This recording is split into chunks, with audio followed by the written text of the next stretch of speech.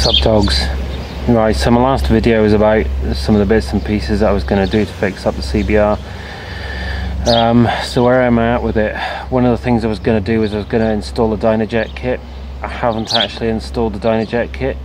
Reason is that I'm a bit concerned that I could kind of screw up the carburation completely, and then I'd basically have kind of a paperweight bike, and I really don't want to do that at this time of year. The bike basically runs, although it's got a kind of flat spot at the top end, it'll basically kind of get from A to B. So I've just decided to hang fire with the Dynajet kit for the moment. What I'm thinking of doing is I might actually buy another set of second-hand carburetors for the CBR, and just like overhaul them, install the Dynajet kit, and then just swap one lot of carbs for another, and that way I can do it without really taking the bike off the road for any kind of length of time. And also, if it goes wrong, that means I can just swap the existing carbs back on again. So that's the story with the Dynajet kit. So unfortunately, if you're looking forward to seeing that being installed, it's going to be a few months away actually at this stage. So what else have I been doing? I fitted the new water pump. Okay, so well, I say new water pump, new second-hand water pump. So the water pump was leaking, not badly, but it was kind of dripping. You know, it was dripping water out, or antifreeze out. What I did was I got a second-hand water pump off eBay. It was about 30 quid, and the configuration of the outer part of the pump, the black part, that was different to mine. So what I've done was I've mixed and matched the back part and front part. So the back part, you can't really see it very well in the video, but it's in there. Basically that's just a second-hand part that I've just kind of cleaned up with a wire brush and kind of given it a wash and what have you, got it semi-decent. And then what I've done is the front part of the pump, that was the bit that was painted silver, the same as the engine, but it was getting kind of scabby looking.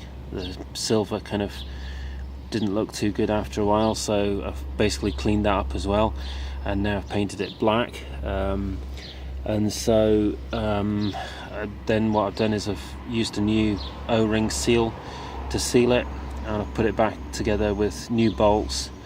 I didn't have enough Allen bolts, so I've had to use a hex bolt, which is not ideal. I would have preferred to do it all with Allen, but never mind, it's not too bad anyway.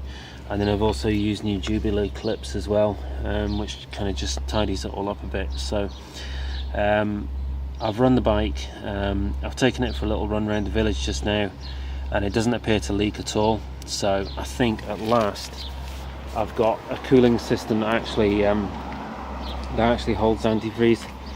For the first time since I built the bike, there's no sign of any antifreeze whatsoever coming out anywhere, which is pretty good, and it's kind of a relief to have got to that stage. So what else have I done? I've also fitted a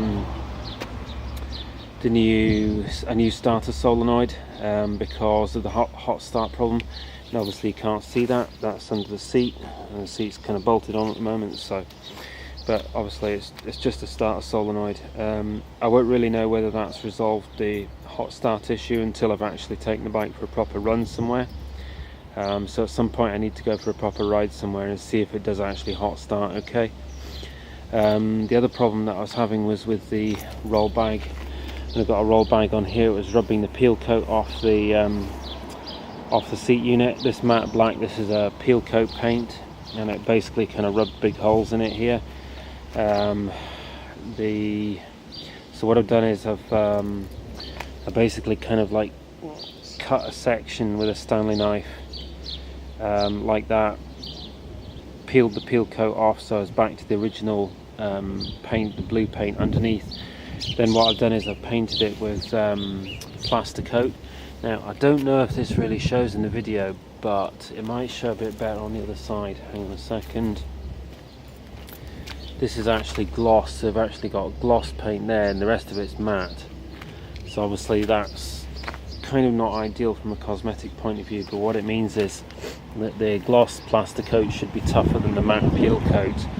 So what I'm hoping is that when I put the roll bag back on, it'll then not rub through the hopefully won't rub through that paint, because I think that paint should be a bit tougher.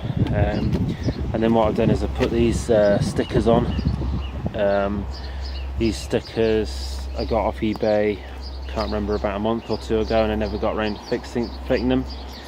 So now that I've painted it, now that the paint's kind of finished, well, hopefully kind of finished, I thought I'd put the stickers on.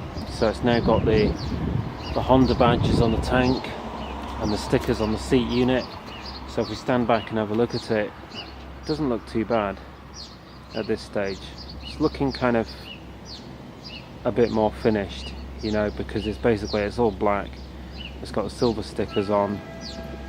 I think it's looking tidier than it has at any point so far, so kind of reasonably happy with that. The other thing that I've done is the GPS Speedo.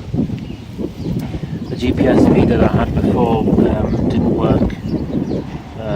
Well, didn't work at all.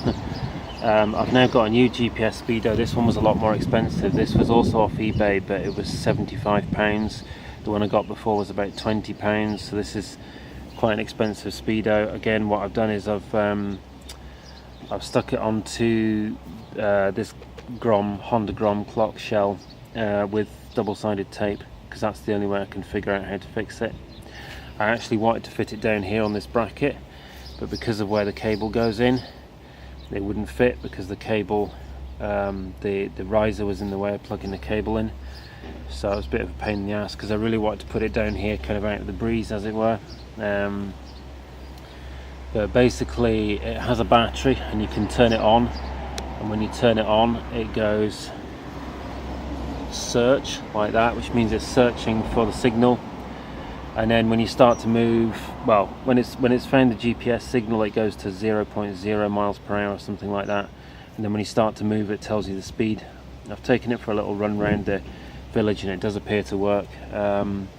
You can also switch it between kilometers per hour and miles per hour very easily just with that hardware switch. So that's kind of a bit of an expensive GPS Speedo, but it does the job. So there we go. So that's pretty much it. Just actually going to take the bike out for a run just now, just to see how well the Speedo actually works and what kind of speed it's reading. I'm not going to be moto vlogging this one because I've got my basic helmet without all my gear set up. I haven't really had a chance to set up my moto vlogging gear for today, but I might do a moto vlog tomorrow, but we'll see. So thanks for watching.